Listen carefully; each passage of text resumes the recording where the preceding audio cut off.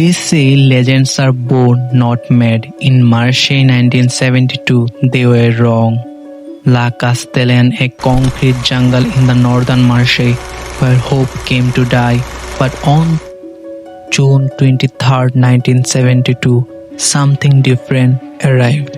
A fifth child too small, and Malika ZIDANE, immigrants who had crossed the Mediterranean from the Kabylie mountains of Algeria, searching for a better life. They named him Zinedine Yazid Zidane. In these streets, football wasn't a hobby, it was survival. While other kids carried knives, Zidane carried a ball. A 5 years old at dusty grounds of US St. Henry, a skinny boy with oversized shorts, began his journey.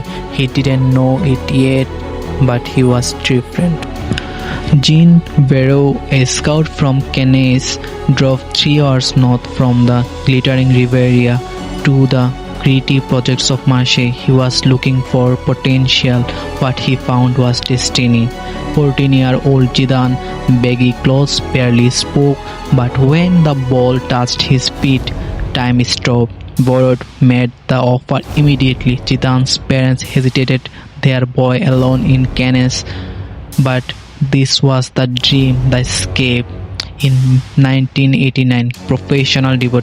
May 18, 1989, Zidane, 17 years old, played his first professional match, Cannes vs Nantes. He lasted 77 minutes before being substituted, unmarkable in the statistics, but scouts saw it. The way he glided, the way space opened around him like the sea parting.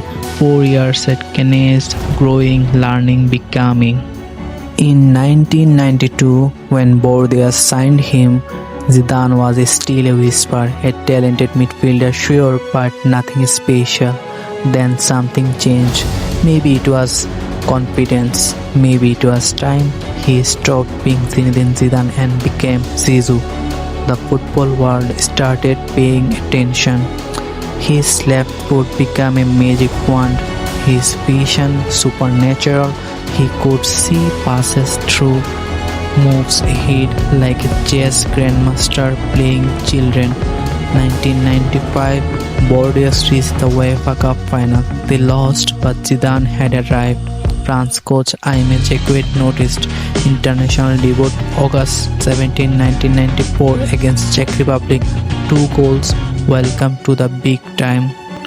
1996, Juventus, Syria in the 90s was a war zone. The best defenders on earth, tactical discipline, physical brutality. They called it Catenaccio, the door boat. Nothing gets through. Juventus paid 3.5 million euros, a gamble on a great, graceful French midfielder in the world's most ruthless league. Year 1, Serie A champion. Year 2, Serie A champion again. Paolo Maldini, the greatest defender of all time, said, Zidane is like a dream you don't want to wake up from unless you are playing against him. But Juventus lost 2 consecutive Champions League finals, 1997 to Dortmund, 1998 to Real Madrid. Zidane was brilliant, but brilliance wasn't enough, not yet. July 12, 1998, the day France stood still. Stade de France, Saint Denis, 80,000 people holding their breath. France had never won a World Cup, never. 68 years of failure, of heartbreak, of almost. Now they were hosting the pressure of suffocating across the field. Brazil, Ronaldo, Rivaldo, the yellow shirts that had conquered the world 4 times. 27-minute corner kick, the ball floats. Zidane rises, his bald-headed meets the ball with surgical precision. Goal. The stadium erupts, but Zidane's face remains calm. There is more. 45th minute, first half stoppage time. Another corner, another leap, another header. 2-0. Final score: France 3, Brazil 0. That night they projected Zidane's face On the Arc de Triomphe, not a president, not a general, a footballer, the son of an Algerian immigrant. France didn't just win a World Cup, they found their identity.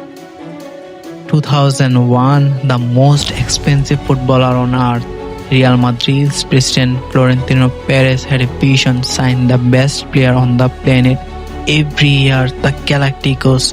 July 2001, 77.5 million euros, a world record that shattered every benchmark.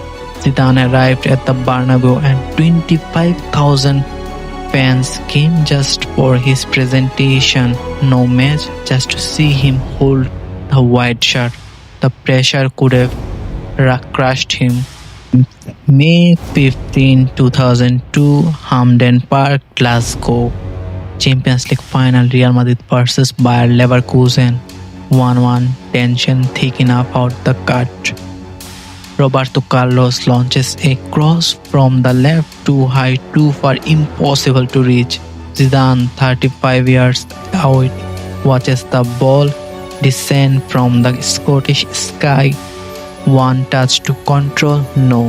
He winds up his left foot, his weak foot, and strikes it on the volley. The ball screams into the top corner. The goalkeeper doesn't move, can't move, is too perfect. Commentators lost their minds. Groundmen cried. Ray Hudson hadn't been born yet, but if he had been there, he would have needed medical attention. This was Real Madrid's 9th European Cup, Zidane's redemption after those Juventus finals. Between the World Cup and his Madrid move, there was Euro 2000 semi-final against Portugal, golden goal, extra time, Zidane's penalty, France advances, final against Italy, player of the tournament, FIFA World Player of the Year in King.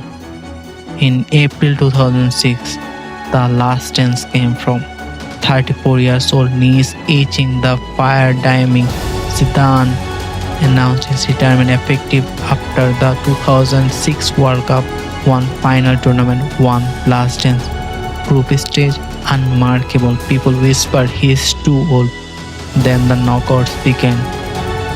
Round of 16 versus Spain, 3-1. Zidane orchestrated everything.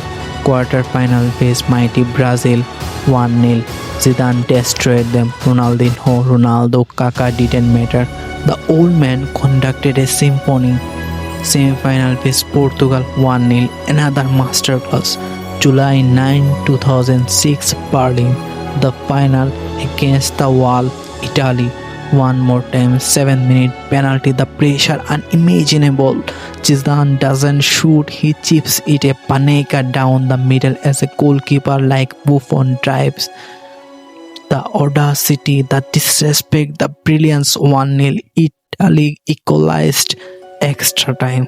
110 minutes, something happened.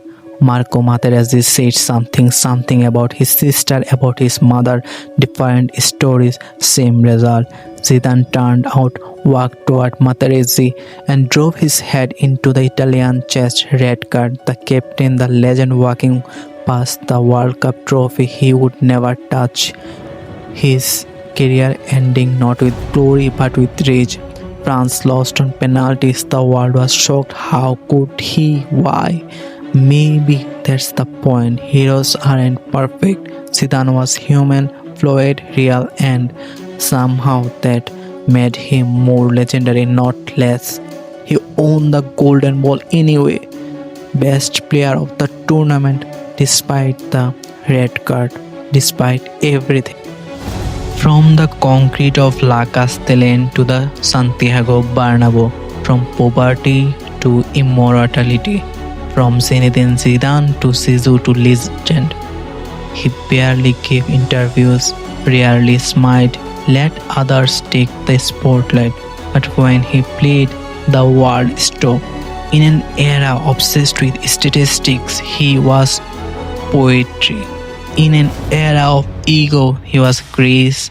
The World Cup finals, one winner, one loser, one complicated Ballon d'Ors, championships, goal that defy physics, but his real legacy, every kid in every poor neighborhood who bounces a ball and dreams Zinedine Zidane didn't just play football.